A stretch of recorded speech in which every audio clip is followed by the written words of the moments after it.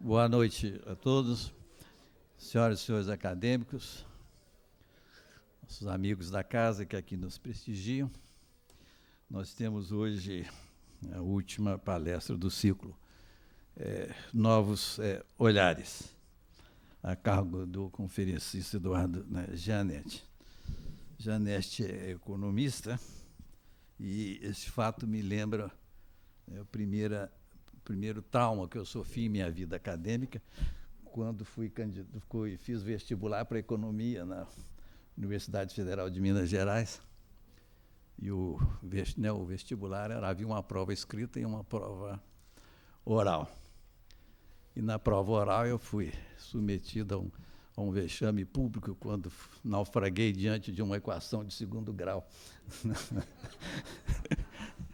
A partir daí passei a odiar a economia e economistas. E a situação se agravou quando, depois de ter entrado na faculdade, minhas colegas da área de sociologia, eu percebi que elas preferiam namorar os economistas, de olho no mercado, obviamente, né? O que piorou a situação. Mas hoje, é claro, depois de tanto tempo, isso se passou, muitos amigos economistas, e tenho uma grande admiração por vários economistas, sobretudo aqueles que participam do debate público no Brasil, aqueles que não só não escrevem apenas para a própria tribo, mas também participam, né, do debate nacional. E um dos mais importantes destes economistas está aqui conosco hoje, que é exatamente o Eduardo Gianetti, cujo currículo eu passo a ler. É graduado em Economia, mas também em Ciências Sociais, o que já ameniza, pela USP, e PhD em Economia pela Universidade de Cambridge. Ele ensinou na Universidade de Cambridge, onde permanece como professor convidado. Foi professor também da FEA na USP, tendo sido eleito pelos alunos o melhor professor da Faculdade de Economia. Foi eleito economista do ano em 2004 pela Ordem dos Economistas de São Paulo. Tomando como ponto de partida a filosofia econômica, o professor Gianetti vem fazendo contribuições importantes ao pensamento econômico brasileiro. Seus livros repercutem muito além dos círculos acadêmicos ou simplesmente econômicos. O livro Vícios Privados, Benefícios Públicos, da Companhia das Letras, em 93, ganhou o Jabuti de 93 na categoria de ensaio. O Alto Engano, Companhia das Letras, 98, também premiado, consagrou Gianetti não apenas como economista destacado, mas também um importante pensador. Além desses, publicou Beliefs in Action, Cambridge University, Felicidade, Companhia das Letras, O Mercado das Crenças, Companhia das Letras, O Valor do Amanhã, Companhia das Letras, e o Livro das Citações, um breviário de ideias replicantes, Companhia das Letras, e diversos outros livros e artigos nacionais e internacionais.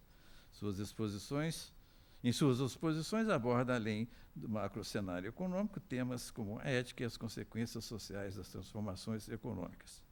Quem lê a Folha deve ter visto ontem, né, uma grande entrevista dele, de página inteira, porque, no momento, ele está trabalhando como assessor, né, da candidata Marina, na presidência da República. Naturalmente, o convite não tem a ver com isso. Ele está aqui como um... não há nem causa nem consequência. Acho que você não foi convidado por isso e também não foi. O convite não se deve a isso. Eu passo a palavra, então, a Eduardo Gianetti para nos falar sobre ética e economia. Muito obrigado.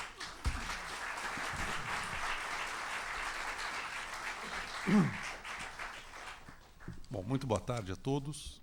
É realmente uma enorme satisfação e, mais do que isso, uma enorme honra poder estar aqui na Academia Brasileira de Letras para compartilhar com vocês uma reflexão sobre ética e economia. Eu queria começar tranquilizando a todos que quem está aqui não é o economista e eu não vou fazer uma palestra de conjuntura econômica. Não vou falar de Selic, de taxa de câmbio, de crescimento, não vou abusar da paciência de vocês com esses temas terríveis que e que eu sonho um dia saiam de cena, né? O meu sonho como economista é que a economia deixe de ter importância, para que as pessoas possam viver a sua vida plenamente, sem se amarrarem, se escravizarem às necessidades definidas no âmbito da economia. Mas a economia vai continuar sendo muito importante para todos nós durante muito tempo, e eu queria, na verdade, aproveitar esses momentos que nós vamos estar juntos aqui para compartilhar com vocês um pouco da minha reflexão sobre o trabalho do economista como investigador, como pesquisador, como alguém que se coloca em busca do conhecimento, e o lugar da ética no trabalho do economista. Eu vou dividir a minha apresentação basicamente em 3 partes. São 3 temas, 3 núcleos temáticos que eu vou estar desenvolvendo aqui. O primeiro núcleo temático vai ser uma pergunta que tenta fundamentalmente responder a seguinte questão: o que fazem os economistas? Qual é o trabalho do economista, não enquanto palpiteiro de mídia, como nisso aqui, mas enquanto cientista e investigador? O segundo, as relações entre as áreas da economia que eu vou estar definindo na primeira parte da apresentação. Eu vou fazer uma categorização aqui em 3 grandes áreas de trabalho no campo da economia, e eu queria desenvolver um pouco de análise em torno das inter-relações entre essas áreas que eu vou estar definindo.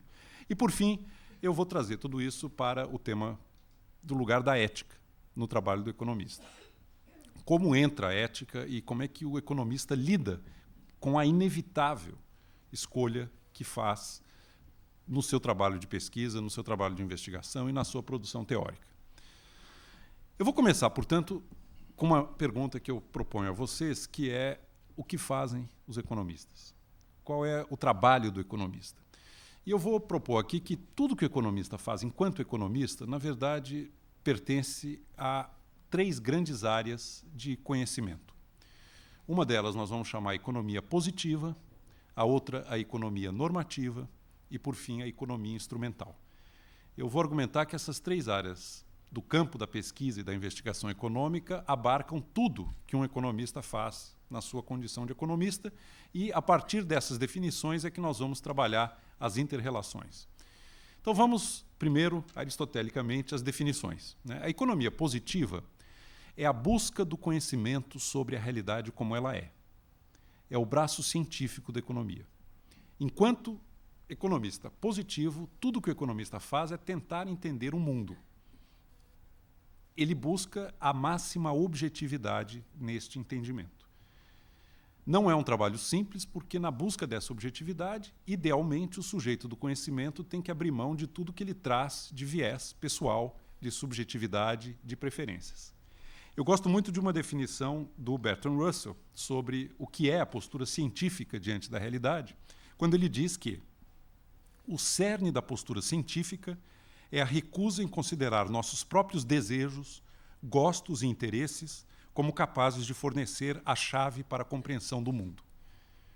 O que caracteriza a postura científica é exatamente essa busca de máxima objetividade e neutralidade na apreensão das coisas como elas de fato são, sem carregar nenhum viés, nenhum juízo de preferência, nenhuma psicologia, nenhuma subjetividade no esforço de compreender a realidade. Trazendo para um nível um pouco mais aplicado, o que resulta do trabalho em economia positiva? Resultam modelos, a construção de modelos sobre a realidade. Você simplifica, inevitavelmente, uma realidade complexa e tenta identificar as variáveis relevantes para explicar fenômenos. Explicações causais, o que provoca o quê, como é que se dão as causalidades no mundo da vida prática.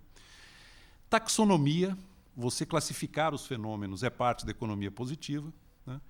Você classificar os fatores de produção como capital, trabalho, recursos naturais. Descrições, você descrever bem uma realidade é um trabalho de economia positiva. Você buscar registrar e retratar um estado de coisas. E, por fim, previsões com base em hipóteses iniciais. Muito do que o economista positivo é chamado para fazer é tentar antecipar as coisas, não como elas são, mas como elas efetivamente serão.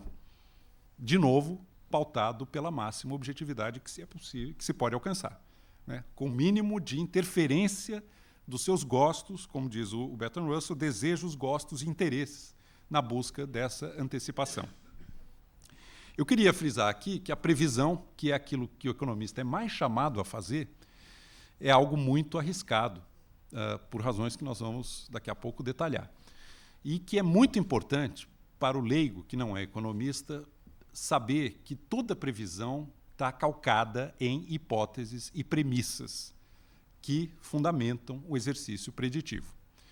Existe uma anedota que eu acho muito interessante, muito feliz, porque ela ilustra o problema das premissas e das hipóteses iniciais que estão por trás de qualquer previsão em economia.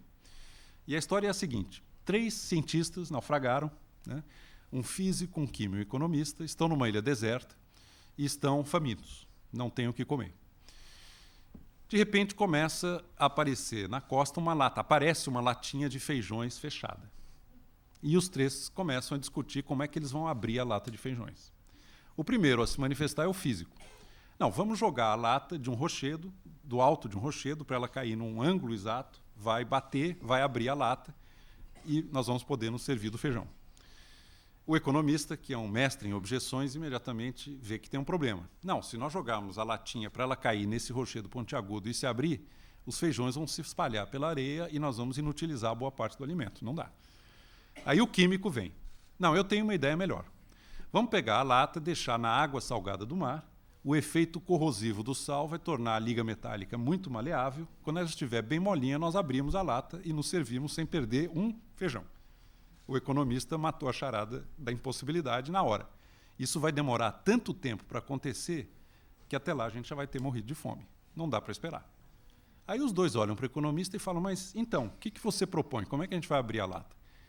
É muito fácil. Suponha um abridor de latas. Essa é a nossa premissa para fazer previsões. Qual é a premissa? Ceteris paribus. Tudo mais constante. É tranquilo. Se tudo mais permanecer constante, a minha previsão é tranquila. Só que nós sabemos que no mundo, tudo mais não permanecerá constante. Né? O que seria menos provável do que um mundo em que eventos de baixíssima probabilidade nunca acontecem? E o economista trabalha fundamentalmente ao fazer previsões com o abridor de latas. Né? A gente traz sempre um abridor de latas para usar.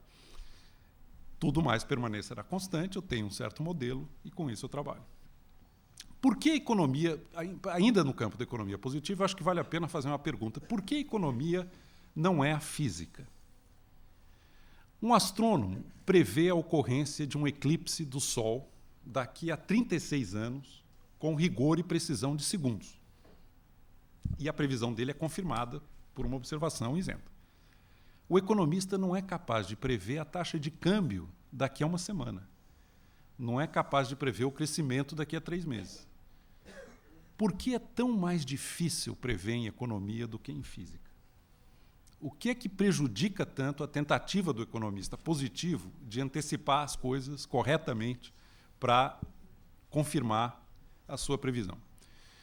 E, na verdade, tem 2 coisas fundamentais, né, que dão um pouco a dimensão da dificuldade de buscar o conhecimento objetivo no campo da economia. A primeira dessas coisas se chama complexidade. O pensamento humano, inescapavelmente, é uma tentativa de simplificar uma realidade complexa. Só que, em algumas áreas do conhecimento, o prejuízo da simplificação é baixo. O campo da astronomia é um bom exemplo. Com poucas variáveis relevantes, abstraindo tudo mais, você consegue um bom modelo preditivo de fenômenos que você consegue prever. O prejuízo da abstração não é proibitivamente alto. É por isso que a astronomia prevê tão bem. O Schumpeter, o grande economista austríaco, dizia que a economia está para a astronomia como a República Dominicana está para a França. É a colônia olhando para a metrópole, né? E sempre macaqueando, imitando, e mal. Mas a complexidade é uma das diferenças entre a economia e a física. Um dos fenômenos mais perturbadores é a chamada teoria do caos. A teoria do caos diz que pequenas variações nos parâmetros iniciais de um modelo podem provocar tremendos efeitos nos resultados finais. É muito comum na meteorologia a teoria do caos. uma revoada de pássaros no Caribe pode provocar, isso é matematicamente demonstrável, uma tempestade de neve na Escandinávia. Porque é um modelo altamente complexo, você tem muitas variáveis relevantes que determinam o fenômeno e elas se combinam de maneira muito caprichosa. Pequenas variações nos parâmetros iniciais provocam tremendas implicações nos resultados finais. E a economia tem essa característica da complexidade. São muitas, é intratável o número de variáveis relevantes e toda tentativa de simplificar drasticamente vai implicar enorme prejuízo preditivo. É incrível, eu brinco com os meus alunos sobre isso, que a meteorologia é o consolo do economista. Porque com toda a modelagem matemática, com toda a sofisticação de aparelhos de observação, inclusive satélites, é muito difícil você prever se vai chover num lugar, por exemplo, o Brasil, no próximo verão. Ninguém consegue prever se vai chover no próximo verão. E não dá, porque é extremamente complexo o sistema que rege a precipitação pluviométrica em períodos mais longos de tempo. Agora, imagine uma ciência, como é o caso da economia, em que até a meteorologia interfere no resultado dos acontecimentos. Por exemplo, se vai ou não chover no próximo verão e se nós vamos ter que enfrentar um racionamento de energia elétrica, de água ou sabe-se lá o quê. Então, um dos problemas da economia positiva é essa infernal complexidade. São muitas variáveis relevantes no fenômeno. Vamos complicar mais um pouquinho? Complicar mais um pouquinho? Agora imagine uma meteorologia em que a previsão do tempo afeta o próprio tempo. Vocês chegaram na economia. Na economia, o que as pessoas pensam que vai acontecer tem um efeito relevante para o que acontece. Se todo mundo acha que o desastre vem aí, o desastre que não viria, vem. É a profecia autorrealizável. Imagine uma meteorologia em que as pessoas acreditam sobre o que será o tempo afeta a realidade material do tempo. Esta é a economia. Além da complexidade, ainda existe esse elemento de retroalimentação em que crenças falsas ou verdadeiras sobre o futuro modificam o próprio futuro. O grande economista inglês, o Maynard Keynes, John Maynard Keynes, tem uma citação, tem uma frase, tem uma colocação que ele faz numa carta a um econometrista que eu acho brilhante e que, de novo, vocês vão ver, coloca o paralelo entre física e economia. O Keynes, respondendo a esse econometrista, que acreditava muito no determinismo dos modelos econométricos, o Keynes diz o seguinte, e notem aqui o paralelo com a proverbial maçã newtoniana, né? Aquela coisa da gravidade. Então, diz o Keynes, na economia, é como se a queda da maçã ao chão dependesse dos motivos da maçã, se vale a pena cair no chão, se o chão deseja que a maçã caia, e dos cálculos errôneos por parte da maçã sobre quão longe ela está do centro da Terra. Esse é o fenômeno do pensamento e da formação de crenças e das previsões, das expectativas que as pessoas têm e que os agentes econômicos têm, afetando a própria realidade dos acontecimentos. Então, não é à toa que prever em economia é uma tarefa extremamente arriscada, a qual, na divisão do trabalho intelectual, os economistas se submetem, porque nós somos permanentemente demandados a usar o nosso abridor de latas e fazer previsões em que, pasmem, as pessoas acreditam. e ganhamos a vida, basicamente, fazendo esse exercício. Mas é bom sempre alertar, e para quem não é do ramo, saber como é precária e como é temerária. Como é temerário o depósito de um grau muito exacerbado de confiança em relação ao futuro.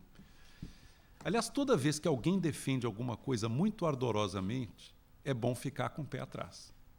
Ninguém defende com muita emoção que 7 vezes 8 é igual a 56. Porque se o outro não quiser acreditar, o problema é dele.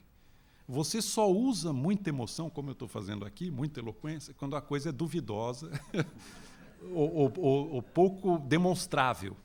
Aí você precisa recorrer a tudo que os economistas recorrem em termos de retórica e tudo mais. Bom, então a economia positiva, encerrando a primeira área da economia, é a busca do conhecimento sobre a realidade como ela é. Se o economista é bom economista, ele busca a máxima objetividade, entendida aqui naquele sentido popperiano, do conhecimento que independe do sujeito do conhecimento. Quanto mais o sujeito do conhecimento se ausentar da busca do conhecimento, mais objetivo ele será. Quanto mais o sujeito interferir com a sua pessoa, com a sua subjetividade, com as suas preferências, gostos, etc., neste conhecimento, pior será o resultado. Não é simples também esse elemento de distanciamento e máxima isenção na busca da verdade, que pauta, em tese, idealmente, o trabalho do economista positivo. Buscar o conhecimento das coisas como elas são. Queria falar um pouco agora da segunda área da economia, que é a economia normativa. Nós não estamos agora num âmbito do cognitivo, da busca da verdade como critério, verdadeiro ou falso, mas nós estamos na busca de algo também extremamente complexo, que é um conjunto de proposições sobre a realidade como ela deve ser.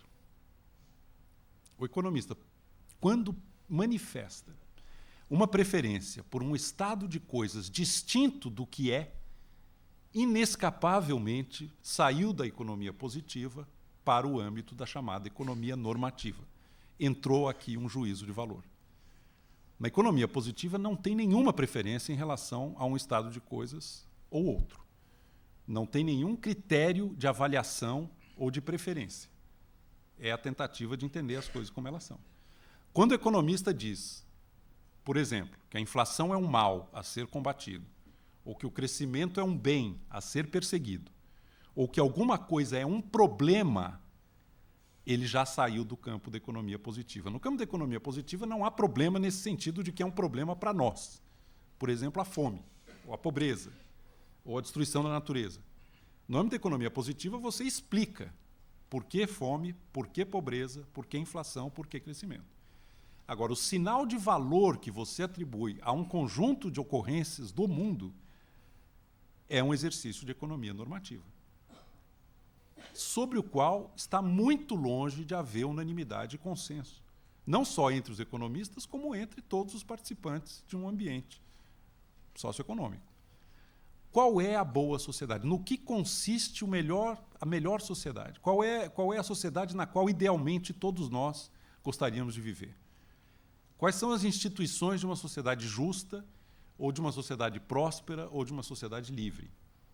Né? Como é que nós compatibilizamos prosperidade, equidade e liberdade? No que consiste uma sociedade em que vale a pena viver? Será que um país, ao longo do tempo, melhorou ou piorou? Tudo isso é economia normativa. Será que o Brasil hoje é melhor do que era o Brasil nos anos 50, ou nos anos 20, ou em meados do século XIX? Bom, com base no quê? Qual é o critério que te permite dizer que as coisas melhoraram ou pioraram, ou são igualmente boas ou ruins? Por que algumas nações são consideradas melhores do que outras como sociedades e como arranjos institucionais? Tudo isso é parte da economia normativa. Você está introduzindo aqui algo que vem do sujeito, que não está no mundo. Você está introduzindo um critério de avaliação, uma preferência, um critério de desejabilidade. Devemos ir por aqui e não por ali. Tal caminho é superior a tal outro caminho. Este juízo de valor é onde entra, fundamentalmente, a ética no trabalho do economista. Se a economia positiva almeja a física e é a busca do conhecimento científico com máxima objetividade, a economia normativa faz fronteira com a ética e com a filosofia política. Nós estamos aqui num ambiente em que juízos de valor, em que critérios normativos, mais ou menos sistematizados, vão servir de fundamento racional, mais ou menos racional, para ordenação, com base num critério de preferência, de diferentes possibilidades. Aqui surge um tema que eu acho da maior importância e que mostra como na economia normativa entra inevitavelmente o juízo de valor, que é uma coisa que os filósofos chamam tecnicamente da guilhotina humeana, devida ao filósofo iluminista escocês David Hume, que estabeleceu e é uma das grandes descobertas da filosofia moderna, que há uma radical descontinuidade entre o âmbito do conhecimento das coisas como elas são e qualquer afirmação sobre a realidade como ela deve ser. A colocação do David Hume no Tratado sobre a Natureza Humana é muito provocativa. Eu não tenho a citação exata aqui, mas ele diz alguma coisa próxima do seguinte: do ponto de vista do entendimento racional, não há como dizer que o arranhar do meu dedo é preferível ou não à destruição do mundo. São duas ocorrências no universo objetivo. Se eu digo que arranhar o meu dedo não é tão grave quanto a destruição do universo, eu introduzi aqui um elemento de subjetividade e de preferência, de juízo de valor, que não é dado na própria realidade, que é trazido pelo sujeito. O Hume coloca isso de maneira muito provocativa. Um outro filósofo que faz um movimento na mesma direção é um filósofo austríaco, o Wittgenstein, quando no Tratado Lógico-Filosófico diz o seguinte: mesmo que todas as questões científicas, essa citação está corretinha, ipsis literis, mesmo que todas as questões científicas possíveis tenham sido respondidas, os problemas da vida não terão sido sequer tocados. Por quê? Porque os problemas da vida não têm resposta científica. São problemas existenciais, de busca de sentido, e são problemas no âmbito da ética, do que é melhor, do que é preferível, do que deve ser. E a ciência, pela sua própria constituição, pelo seu próprio modo de apreensão do mundo, ela não consegue dar conta e lidar, e nem tem a pretensão de fazê-lo, corretamente entendida, com questões que dizem respeito a sentido, questões existenciais, e que dizem respeito a escolhas, por exemplo, no campo da ética. O que é melhor, o que é preferível. No que consiste uma boa economia? Qual é a economia ideal para todos nós? Eu queria dizer que muito do que os maiores economistas fazem no seu trabalho, como pensadores, é exatamente a fundamentação de preferências no âmbito da economia normativa. Esses grandes economistas, que eram pensadores, hoje viraram abridores de lata. Não tem mais essa dimensão tão rica quanto foi no passado, quando a economia, inclusive, era parte da filosofia, como era para todos os grandes economistas do século XVIII e XIX, com exceção do David Ricardo, que não tinha formação em filosofia, mas os outros todos tinham. Muito do trabalho desses economistas, eu estou falando de Adam Smith, de John Stuart Mill, de Malthus, de Marx, de Marshall, do próprio Keynes, eram filósofos. E parte do trabalho deles era uma discussão muito rica, muito elaborada e muito fundamentada no âmbito da economia normativa. O grande debate e enfrentamento entre uma economia de mercado e uma economia de planejamento central, que marcou o século XX, no fundo, são duas visões distintas de economia normativa. Mas tem escolas inteiras de pensamento buscando dar fundamentação para essas preferências em relação ao mundo como ele deve ser. O utilitarismo do John Stuart Mill é um outro movimento, é uma outra corrente de pensamento que busca responder essa pergunta: como deve se organizar a sociedade? O problema é que, se você lê esses autores, está tudo muito entranhado e misturado. Em alguns momentos eles estão buscando conhecimento da realidade, estão fazendo afirmações sobre a realidade como ela é. Em outros momentos eles estão manifestando preferências em relação ao mundo, condenando o que existe e propondo algo melhor que não existe, ou dizendo caminhos a serem perseguidos e caminhos a serem evitados. E eu queria recomendar, como da disciplina intelectual, que ao lerem economistas, buscassem sempre tentar discernir no que ele vem escrevendo ou falando o que é economia positiva e o que é economia normativa. O que é busca do conhecimento e o que é visão do que é melhor. Vou dar alguns exemplos de debate e de controvérsia no âmbito da economia normativa, para depois a gente passar para a terceira área da economia. Alguns exemplos disso. Eu gosto muito de uma historinha, eu adoro narrativas, pequenas narrativas que permitem pôr o dedo em algumas questões que, às vezes, abstratamente não têm tanta eloquência. Uma história é a seguinte: dois meninos estão caminhando na rua e, de repente, um deles, são dois amigos, um deles vê duas maçãs no chão e pega. Uma maçã é grande, a outra maçã é pequena. O menino que apanhou as duas maçãs fica com a maçã grande e dá a maçã pequena para o colega. E o colega começa a reclamar. Mas como você é egoísta, como você é injusto, como você é ganancioso, você pegou a maçã grande e me deu uma maçã pequena. E ele vai reclamando e o primeiro vai ouvindo. Até que depois de um tempo, esse que apanhou as maçãs olha para o colega e diz, mas espera aí, se você tivesse apanhado as maçãs, o que é que você teria feito? O que recebeu a maçã pequena responde, é lógico que eu teria ficado com a maçã pequena e dado a maçã grande para você. Aí o outro diz, mas foi exatamente o que eu fiz. Por que você está reclamando? E, no entanto, tem razão de reclamar. Porque o problema da equidade, o problema da distribuição, não é o resultado, necessariamente, mas é o caminho que leva a um determinado resultado. É a legitimidade da trajetória que resultou na distribuição desigual de duas maçãs. Uma coisa é esse resultado ser consequência de uma escolha voluntária de alguém que abriu mão da maior maçã para o outro. Outra coisa é esse resultado ser imposto por alguém que, ao pegar as duas maçãs, obrigou o outro a ficar com a pequena. As pessoas falam da desigualdade, desigualdade. A desigualdade em si não é um mal, desde que o caminho que levou seja legítimo. Eu estou propondo isso, é um exercício de economia normativa. Estou propondo aqui isso. Aliás, é o que está, para quem se deu ao trabalho de olhar, o livro do Piketty. Ele fala várias vezes, o problema não é o resultado da desigualdade, é o caminho da desigualdade. Uma coisa é a desigualdade que resulta de herança e resulta de patrimônio herdado, resulta de desigualdades acumuladas do passado. Outra coisa é a desigualdade que surge das trocas voluntárias, até porque as pessoas atribuem valor diferente ao sucesso financeiro. É perfeitamente natural que pessoas que se dedicam com muito mais empenho a ganhar dinheiro,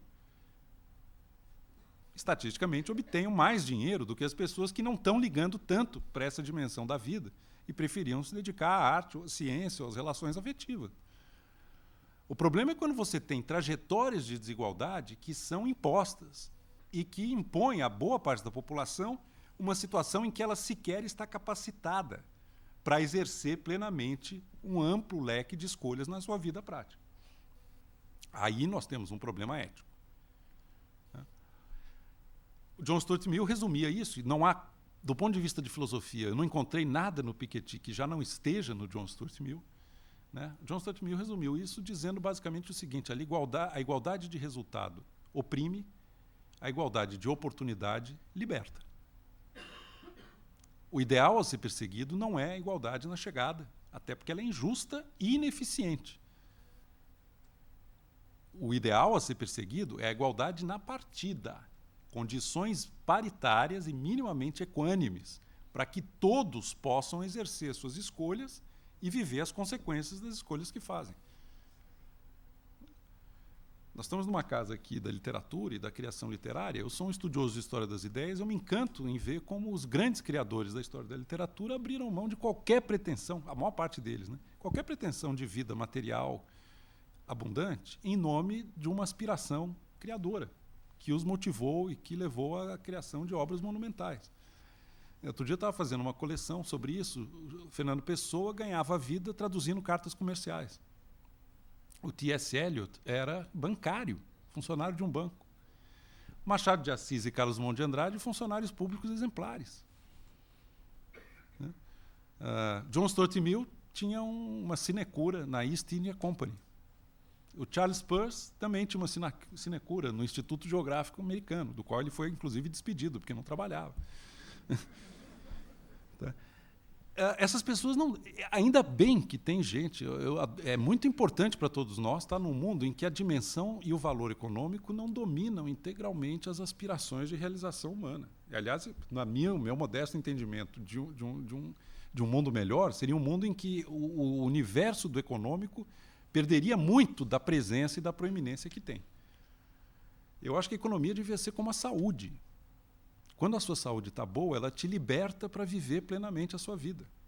E você esquece dela. Se você começa a pensar muito na sua saúde, é porque a sua saúde está mal. Está com algum problema. Quando a gente passa a discutir obsessivamente meta de inflação, taxa de juros, câmbio, e quando o economista começa a aparecer demais é porque tem alguma coisa errada. Não era para estar acontecendo isso. Os grandes economistas do passado imaginavam erroneamente, nós sabemos hoje, que com a passagem do tempo e com o aumento da produtividade, a preocupação com os temas econômicos iria progressivamente desaparecendo do nosso rol de assuntos e de preocupações. Mas o que ocorreu, infelizmente, no século XX, parece ter sido exatamente o contrário. Quanto mais prospera, quanto mais produtivo, quanto mais enriquece, mais obcecado e mais enredado e, por final, até mais insegura fica a nossa vida financeira, a nossa vida econômica. Parece que tem alguma coisa errada. É como uma pessoa que, quanto mais ganha saúde, mais obcecada ela fica e escravizada ela fica com a perseguição da própria saúde. Os gregos antigos, com tão pouco, está certo que era um mundo escravista, né? Mas com tão pouco do ponto de vista de PIB per capita ou de renda, fizeram coisas magníficas que até hoje nos assombram, né? E nós, ao contrário, estamos nessa corrida armamentista do consumo que parece não ter fim. Bom, por fim, a última área da economia é a economia instrumental. A economia instrumental é a área que o grande público confunde com o trabalho do economista. Toda a discussão na imprensa, na mídia, nos debates, nas controvérsias, nas campanhas, no fundo, se você for olhar, não é no âmbito da economia positiva, ninguém está apresentando um modelo ou uma hipótese explicativa sobre a realidade, ninguém está fazendo uma discussão filosófica, normativa, da melhor sociedade, qual é a sociedade na qual valeria a pena, para a qual valeria a pena se encaminhar e viver, no sentido amplo e generoso, mas é uma discussão de meios para determinados fins. A economia instrumental é a identificação dos meios que permitem a obtenção de determinados fins. No fundo, é a ponte entre a economia positiva e a economia normativa. A partir de um entendimento da realidade que se tem e a partir de certos fins que são almejados, quais são os meios que me permitem caminhar de onde eu estou para onde eu quero chegar. Toda discussão de política econômica que absorve a atenção da opinião pública e absorve a mídia, absorve a imprensa, e absorve o debate de economia no dia a dia, é uma discussão de economia instrumental. Os fins estão mais ou menos dados: crescer, manter a estabilidade macroeconômica, alcançar certos índices de bem-estar social, seja lá como forem definidos, aumentar a renda média por habitante. Os fins estão dados e a discussão toda é quais são os meios mais ou menos eficazes, mais ou menos custosos, para chegar daqui onde eu estou até onde eu prefiro ou gostaria de estar. Não se questiona, em um modo geral, o entendimento da realidade, quais são os modelos que estão por trás, e muito menos se fundamenta filosoficamente as preferências. Não é o trabalho mais importante do economista, a economia instrumental, embora seja o que mais absorva a atenção das pessoas e da opinião pública, né? Os grandes economistas, com pretensão realmente de contribuir para o avanço do conhecimento, se dedicam a essas coisas que não aparecem tanto fora do âmbito da pesquisa econômica séria e que está mais ligada a esse dia a dia da identificação dos meios para alcançar determinados fins. Eu queria terminar essa classificação, e depois eu vou caminhando para o próximo tema, dizendo que, basicamente, na economia positiva, o interesse é conhecer. Na economia normativa e instrumental, o interesse fundamental é transformar, é mudar uma realidade. Os critérios, portanto, de avaliação, critérios de validação de proposições são muito diferentes. No âmbito da economia positiva, é verdadeiro ou falso, e aí tem que ter critérios do que é verdade, do que é falso. E no âmbito da economia normativa, qual é o princípio ético a partir do qual se manifesta uma preferência por uma outra realidade que não essa que existe. No caso da economia instrumental, o critério é basicamente eficácia. O instrumento funciona ou não funciona? Qual o custo de usar esse instrumento? Um debate que está ocorrendo hoje no Brasil, por exemplo. A inflação está preocupando, está extrapolando o teto da meta. Alguns alegam que, se for trazer a inflação de volta para a meta, vai ter recessão, vai ter desemprego. Outros argumentam que muito mais custoso do que aceitar uma certa inflação e desemprego no curto prazo é deixar o quadro continuar se deteriorando, porque mais à frente o custo virá e será muito maior do que precisava ser. Há uma diferença aqui entre você aceitar uma pequena dor no presente para melhorar no futuro, ou você evitar uma certa dor no presente, tomando os paliativos e analgésicos para manter a situação, com a possibilidade de que a dor seja muito maior no futuro. O Maquiavel tem uma imagem que eu acho muito apta para essa diferença, quando ele diz que há doenças que no início são difíceis de diagnosticar e fáceis de curar, mas depois que elas se desenvolvem, elas se tornam facílimas de diagnosticar, mas a cura é proibitivamente cara. Né? Em economia instrumental, a gente está o tempo todo lidando com esse tipo de dilema e de escolha que deve e precisa ser feito. Para ir para a minha conclusão e para fechar esse debate, é uma pena que nós não vamos ter espaço aqui para um mínimo de interação, né, e de perguntas, que eu acho tão rico numa oportunidade de estarmos aqui juntos nesse momento, mas eu acho que a regra é essa. Mas eu queria dizer onde é que está a ética realmente nessa dimensão da economia. Né, ela aparece na economia positiva. Embora o economista, enquanto cientista, deva tomar muito cuidado para não permitir que as suas preferências, inclusive no campo da ética, interfiram no seu trabalho cognitivo, existe uma escolha ética que o economista positivo necessariamente faz. A escolha do objeto de investigação. Por que vale a pena estudar isto e não aquilo? Por que eu vou preferir estudar a fome, ou vou preferir estudar a inflação, ou preferir estudar o meio ambiente ligado ao crescimento? Quando eu elejo um tema, um assunto, por mais objetivo que eu seja, ao me debruçar sobre aquele assunto, eu fiz uma escolha, que é inevitavelmente um juízo de valor, que é escolher estudar isso e não aquilo. Atribuir a esta dimensão da realidade uma presença, uma dominância, um interesse que é parte de uma escolha ética. Né? Os economistas têm uma diferença muito grande em relação ao que vale a pena conhecer, ao que vale a pena estudar. E aí é uma dimensão que, mesmo na busca do conhecimento mais objetivo e isento possível, é uma dimensão de ética que está inescapável no nosso trabalho. Agora, a dimensão se torna muito mais relevante quando você transita da economia positiva para a economia normativa. Eu volto aqui ao David Hume.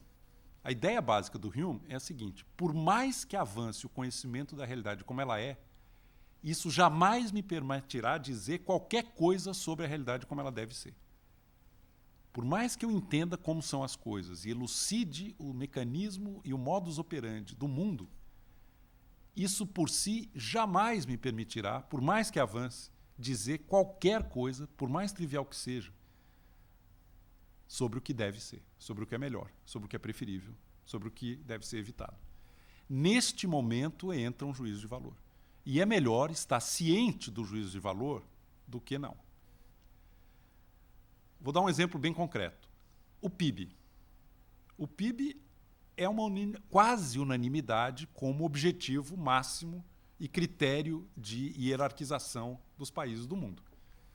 Os países de boa economia são países de elevado PIB. Os países que fracassam são países de PIB medíocre ou baixo. Há um juízo de valor aqui. Por que eleger a métrica do PIB como critério de felicidade, de bem-estar ou de desenvolvimento? Poucas pessoas que não são economistas sabem como é precário o PIB como métrica de avaliação de sociedades humanas. Vamos ver um exemplo. Esse é devido ao Alfred Marshall, final do século XIX. Imagina uma sociedade que tem água potável, abundante, e que a obtém com a mesma facilidade com que nós estamos aqui respirando. A água potável é que nem o ar que nós estamos respirando nessa sala, é um bem inteiramente livre e que não entra no sistema econômico. Está todo mundo respirando, a água potável está abundante, livre, e você obtém com total gratuidade. Tudo bem. De repente, essa sociedade, sem se dar muito conta, vai poluindo todas as fontes de água potável. Chega um momento em que ela precisa começar a purificar a água, engarrafar a água, distribuir a água. E as pessoas passam a ter que comprar água para poder beber. O que acontece com o PIB dessa comunidade? Aumenta. Alguma coisa que era como o ar que nós estamos respirando ingressa no sistema de preços e entra com sinal positivo. O PIB dessa sociedade aumentou. Quando a gente tiver que andar com garrafinha de oxigênio no bolso, o PIB vai aumentar de novo. Se você mora perto do seu local de trabalho e caminha até ele, isso não entra no PIB. É como o ar que nós estamos respirando. Se você mora longe do seu local de trabalho e tem que pegar uma condução e ficar encalacrado 4 horas no trânsito, o PIB aumenta. Porque você vai ter que trabalhar mais um pouquinho para pagar a condução, para pagar o psicólogo por causa do estresse. Né? Se você faz uma coisa que você ama fazer e ganha um salário baixo por causa disso, e deixa de fazer o que você ama para ganhar um salário maior por isso, por outra coisa, você deixa de fazer o que você ama fazer para fazer uma outra coisa que você não gosta de fazer, mas passa a receber mais por isso, sabe o que acontece com o PIB? Aumenta de novo. Fernando Pessoa criou a sua obra imortal, e o próprio Machado, a grande parte da obra dele, ele não fez por razões comerciais, e nem tinha ambição de ganhar dinheiro por conta disso, ele fez porque ele precisava fazer isso, não entra no PIB. As grandes descobertas científicas, as maiores contribuições para o pensamento, para a criação, para a ciência, não fazem parte desse esforço de aumentar a renda e de aumentar a riqueza material. Fazem parte de outra aspiração humana. Mas a métrica do PIB nos afunila por uma competição desvairada de consumo e de renda e de atribuição de valor para atividades que não nos dizem respeito, mas que nos remuneram bem. Eu posso dizer isso com toda tranquilidade porque eu trabalhei 1 semana num banco de investimento. Foi suficiente para eu saber que aquilo não tem hipótese de preencher uma vida, para mim.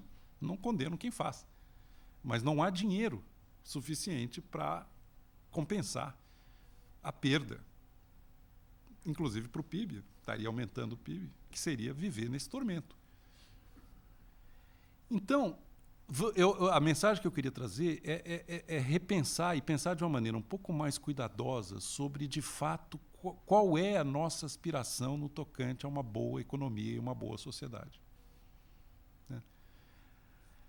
Eu vou falar mais uma última consideração, antes de encerrar, que é a história da escalada armamentista do consumo, que nós estamos vivendo hoje no mundo e que está colocando, essa é uma outra dimensão de economia normativa fundamental, que é o meio ambiente.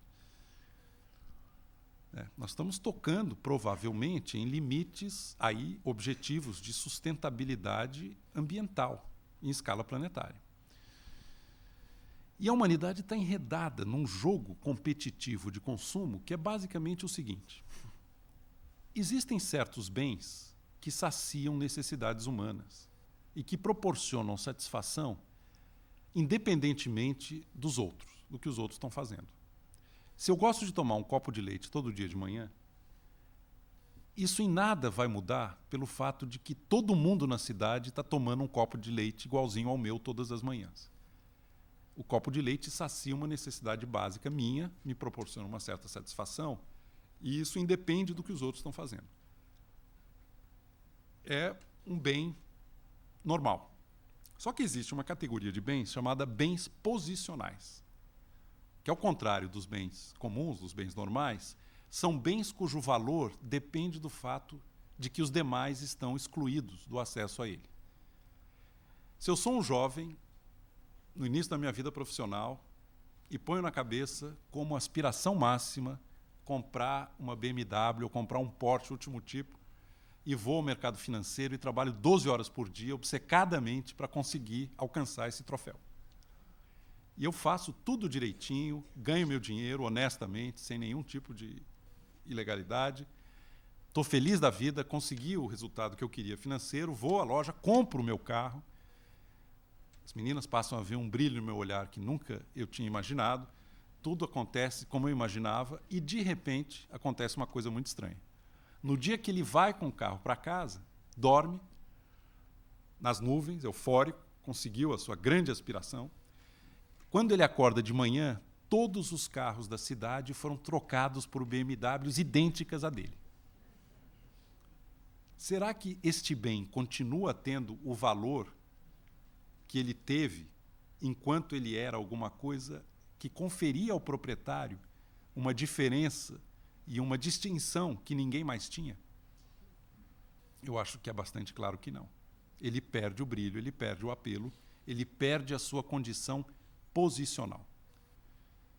O que aconteceu no século XX é que, à medida que foram se saciando as necessidades básicas de consumo, as sociedades mais prósperas e mais avançadas, vejam aqui o critério normativo, foram enveredando para uma escalada de consumo que é a competição por bens posicionais. Que podem ser carros, podem ser tênis de marca, podem ser roupas, podem ser casas em bairros luxuosos, podem ser viagens, podem ser lugares de primeira classe em avião, podem ser o que for. E é uma escalada. A hora que todo mundo tiver carro, a competição vai ser por um carro importado. A hora que for o carro importado, vai ser por um iate. A hora que for por um iate, vai ser por uma viagem interplanetária. É uma escassez que não termina. Está sempre sendo recriada. Essa escassez nunca será vencida. Que é a escassez por um lugar de honra na mente dos nossos semelhantes. Conquistada por meio de símbolos externos de renda, que são bens posicionais. Isso já seria eticamente muito condenável e duvidoso no melhor dos mundos, mas no mundo em que a natureza impõe limites à escalada e ao uso e abuso de recursos e amenidades ambientais, se torna um caminho extremamente perigoso. E em nome do quê? Bem posicional não precisa, inclusive, ser necessariamente econômico. Pode ser prestígio, pode ser poder, pode ser beleza. Agora, há um modelo de sociedade, há um ideal subjacente que está muito ligado ao padrão, eu diria, norte-americano, de ideal, de sonho, de vida, que está extremamente arraigado nessa dimensão, até democrática, do acesso a bens externos, do acesso a bens materiais de consumo e que são públicos, são visíveis, né? Por que falar em corrida armamentista? Agora eu vou terminando. Por que falar em corrida armamentista? Porque é uma situação parecida com aquela em que dois países um deles começa a se armar e começa a dedicar recursos para aumentar o seu poderio bélico. O outro país, vendo um país se armar, faz o mesmo e passa a dedicar recursos crescentes para fins de proteção e eventual contra-ataque. Só que na corrida armamentista, estrito sensu, surge esse paradoxo de que quanto mais recursos se dedicam à defesa e à segurança, ao final, mais inseguro e mais incerto se torna o futuro. Porque você está sempre competindo e sempre correndo atrás de alguém que está caminhando e que está buscando uma posição relativa. A gente parece ter enveredado em algo parecido no campo do consumo. Né? É uma corrida armamentista do consumo. Quanto mais se tem, mais parece faltar. E isso não preenche uma vida, eu acho que há um enorme vazio por conta da frustração que é uma corrida em que, necessariamente, poucos serão vitoriosos. Porque na corrida armamentista do consumo, os que alcançam os bens posicionais que estão fora do alcance da grande massa da população serão inescapavelmente poucos. E as pessoas acabam se dedicando também a atividades no campo do trabalho que não lhes dizem respeito apenas para não ficar muito para trás na competição por bens posicionais que conferem respeitabilidade, dignidade e prestígio. Será que esse é um bom caminho para a humanidade? Do ponto de vista ético e do ponto de vista do risco que implica para a sustentabilidade ambiental e para o futuro do planeta, como espaço ameno de convivência para 7 bilhões de seres humanos, agora aspirando planetariamente o padrão de consumo americano? era isso que eu queria trazer para vocês, para compartilhar. Obrigado pela atenção. Muito obrigado.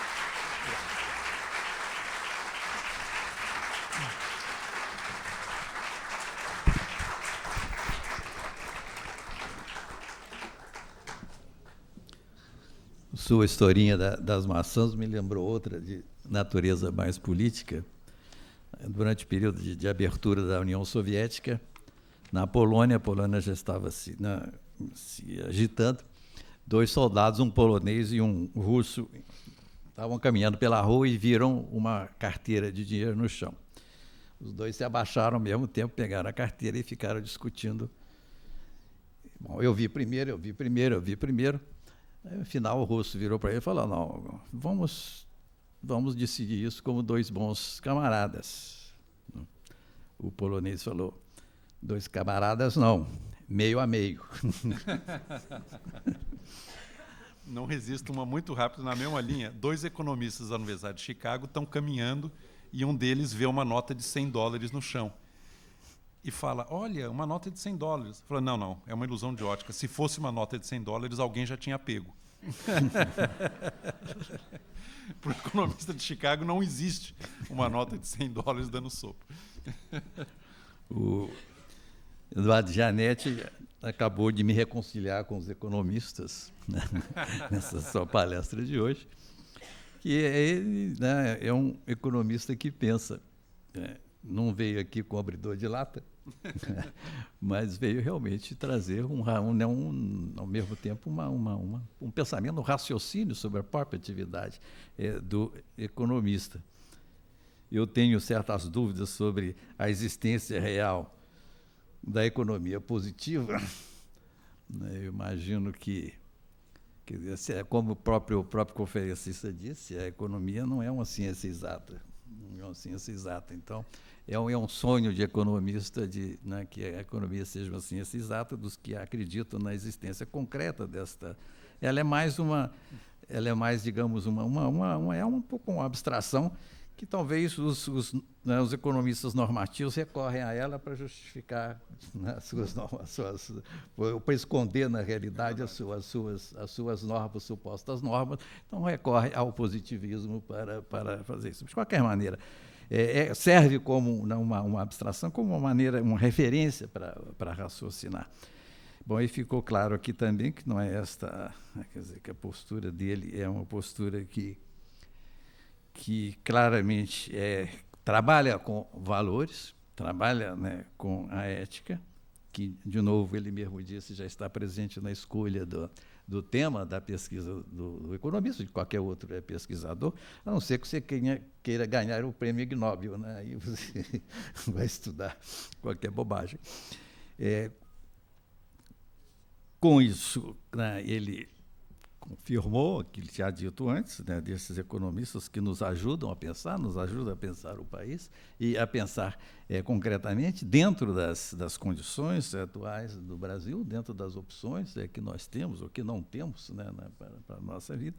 E, com isso, realmente enriquece o debate político nacional, esclarece também, né, mais para todos os possíveis caminhos que existem, como ir, para onde não ir, ou as consequências possíveis ou negativas, positivas ou negativas de onde se vai, e as opções fundamentais que nós podemos e devemos fazer, certamente, né, no ano, né, de eleições. Eu agradeço muito a Eduardo Gianetti pela sua palestra, que realmente nos trouxe uma grande contribuição, né, para as intenções deste ciclo, que é discutir, né, novas visões, novas alternativas. Eu anuncio, né, o próximo ciclo, que será o problema da interpretação, com a coordenação de Domingos Proença Filho, participação de Manuel Carneiro Leão, Roberto Namata, Vamília Chacon, Rosisca Darcy de Oliveira e Eduardo Portela. A primeira palestra será no dia 2 de setembro, 17h30, neste auditório, e o conferencista será Emanuel Carneiro Leão, que falará sobre o que é a interpretação. No dia 28 de agosto, quinta-feira, às 7h30, aqui também, haverá o outro seminário Brasil Brasis, coordenado por Domício Proença Filho, e os palestrantes serão a acadêmica Ana Maria Machado, a Elizabeth Serra e Graça Ramos. Muito obrigado, está encerrada a sessão.